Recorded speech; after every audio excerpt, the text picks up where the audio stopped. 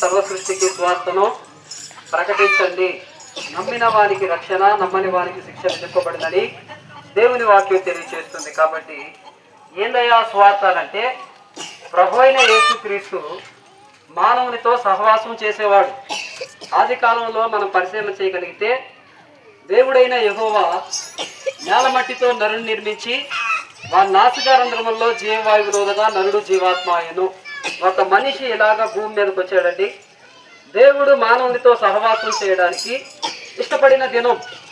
ఆ దినాలలో దేవుడు మానవునితో సహవాసం చేయడానికి ఆకాశం నుంచి భూమికి దిగి వచ్చేవాడు.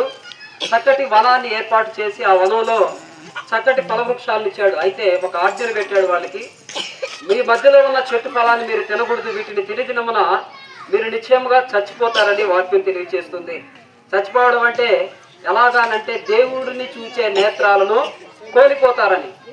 ప్రియులారా, దేవుని ఆజ్ఞను అతిక్రమించి మానవుడు చేసిన పాపము వలన దేవునితో సహవాసాన్ని కోల్పోయాడు. కోల్పోయిన మానవుడు నేటి దినాన ఎవరితో సహవాసం